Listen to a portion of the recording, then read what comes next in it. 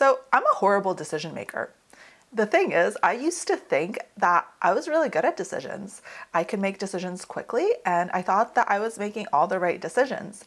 But the more I learn about psychology and the psychology of decision making, I realize that I'm a poor decision maker because I am full of cognitive biases and I make decisions from a highly emotional place when I actually think that I'm making logical decisions. And I'm really not, and I'm guessing you might not be either, because as humans, we're actually quite poor decision makers, and we don't see our biases and we don't see the reasons why we're poor decision makers.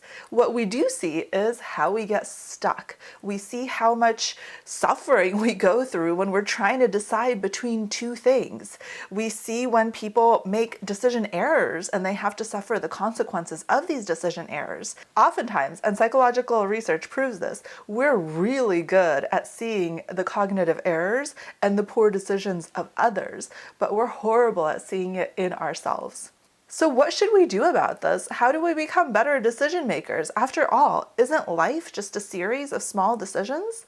And if decision making is so important and it creates the life that we live, shouldn't we be trained in this? Like, shouldn't there have been a course in high school on how to make better decisions? Shouldn't this be some kind of basic knowledge that we all know so we can make better decisions and stop being horrible decision makers? Well, that's my goal with this video. I'm gonna give you 4 reasons why we're terrible decision makers and how to change that so we can make better decisions and be aware of the cognitive errors that we make in our everyday decisions, and not just that, be aware of the cognitive errors that we make in our big life decisions that really impact us. Okay, so before we get started, hit like and subscribe down there because there's a lot of people out there that are struggling with decision making. If you've ever been in that place where you're stuck between 2 choices and you can't decide which one and you know it's going to impact your life, that's actually one of the most difficult situations in life. It's like just full of constant frustration, and I have been there. Like, I know what it's like. At a certain point in my life, I had this huge turmoil of trying to decide between going into medicine or psychology. And let me tell you, when I was in it, the suffering was real. It was really intense, and I got through it, and so can you. And I'm going to teach you how to do that. So let's talk about the top issues with decision making when you have a human brain, which I'm guessing all of you do, unless this video is being watched by aliens in the future. Then maybe you're like really good at decision making because you don't make these errors. Anyways, okay, so let's start with the first reason that human decision making is not ideal. And that is the human brain takes shortcuts. And these shortcuts often result in huge cognitive errors. So the reason that this happens is because our brain can't actually process all of the information that it's exposed to. It's just way too much information. Think of it as almost like a computer, and it only has so many CPUs.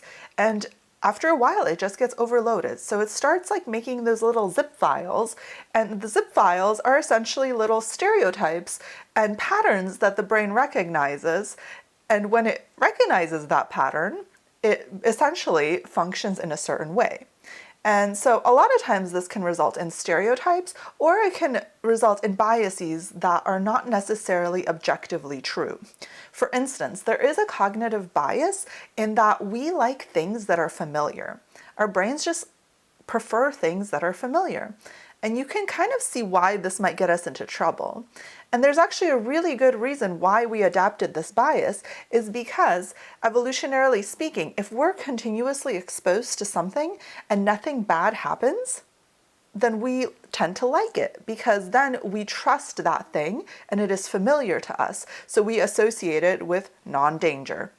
And non-danger is a good thing because basically our brains just want to keep us alive. But if you're trying to grow, or if you're trying to change, or if you're trying to just make more of your life, you can see how liking the familiar could actually be a bad thing. And even going further in relationships or even in business decisions, familiarity can get us in a lot of trouble because now we have to start wondering, do we actually like these things? Are these things actually inherently good? Or are they just something that we've gotten used to? So this is the first thing to be aware of and to just really question. One of the ways that you can kind of work against these biases is to try to actually list out some biases that you think that you might have based on your life experiences. And then also what can be really useful is to try to argue the opposite. Instead of assuming something is true, what if it wasn't true? And what if you could argue for that opposite reality? What would you say? There, you might be able to see and pick up on a bias that you might have. And if you can start doing this, where you kind of argue both sides in your brain, it actually can lead to a much higher level of mental flexibility. So the second issue with decision making when you have a human brain is that our brains actually have a natural laziness. And this is something a lot of people are not aware of, but if you watch some of my videos, you know that I've spoken about it quite a bit. So the thing is that we are not designed to actually flourish and chase like big goals and live our best lives and become our best selves. Our human brains are actually designed to keep us alive and to save energy. So you can see that we're kind of not in alignment with our goals that our biology has when we're trying to flourish and thrive. And so when we're trying to do hard things, there's going to be a high level of resistance that comes from our minds. And this kind of natural laziness, this kind of natural desire to keep things as it is, makes sense, because if you consider that we evolved in a state of limited resources, it would be smart to not continuously strive and expend tons of energy in order to reach newer and newer goals. It would be smarter to kind of stay at a base level in which you can gain resources and keep yourself alive. So when you set a big goal and you find yourself super motivated in the beginning, but then after a few weeks you find yourself in a state of like huge resistance. You're like, I don't want to, like this is so hard, like I just can't even be bothered. That's your brain's natural laziness, and there's actually nothing wrong with it. Like, it's super normal, and you're just being a normal human with a normal human brain. And a lot of people misinterpret this state or these signals as a sign that they shouldn't keep going. They think that, oh, okay, like if I was someone that was meant to achieve this, then I would actually be super motivated. But that's not the case. The way that we're made is just this way. We have a natural laziness, and you should expect to have resistance as you pursue your goals from your natural, lazy human brain, and that's completely normal. And if you expect it, research actually shows that if you expect obstacles to arise, such as this one, you're actually more likely to achieve your goal. Okay, and now for the third reason that decision making is really difficult when you have a normal human brain is that our brains have a very well documented negativity bias.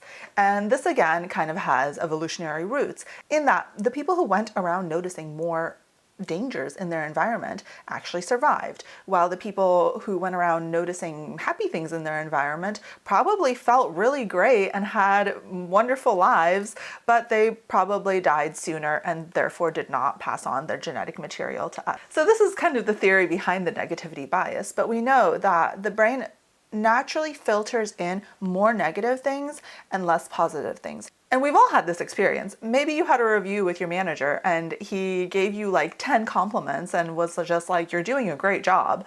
But then there was like one critique. And what do? Of course, you spend the rest of the week ruminating over the one tiny critique, because the negative thing in our brain will stick more than the positive. Rick Hansen actually has a great phrase for this, in which he says, negative thoughts are like Velcro for the brain, and positive thoughts are like Teflon for the brain. And Teflon's like the thing that they coat those like nonstick pans with, and then just like nothing sticks. So you can kind of imagine that this would actually be quite tricky if you want to create a business, or you want to take a big risk, you want to start your own company, you want to go for that big promotion. Your brain's actually going to see all of the potential negatives that could happen, all of the dangers to you, and it doesn't really understand that these dangers are not life-threatening, because our brains adapt to our environment. And just because our current environment doesn't involve like getting stabbed or eaten by a lion, that doesn't mean that we don't feel the danger in the same way. So in this case, it's really important to actually do the work in which you actually look for your resources, look for your opportunities, and try to kind of tilt that balance in your brain away from that negativity bias, away from seeing all of that risk. Because for most people, you actually see more risk than there actually objectively is in your environment. Okay, and the fourth reason that we're so poor at decision making as humans is because we engage in something called emotional reasoning. Essentially, this is the process of feeling a certain emotion and then therefore thinking that because you feel this emotion that you should engage in a certain behavior. So a really good example of this is you set a goal, you have a list of tasks that you know you need to do to achieve this goal, and you're super excited. You're like, this is going to change my life. This is my dream. Like, this is going to be excellent. And then maybe a week later, you look at your tasks and you just don't feel like it. Like, you don't feel motivated, right?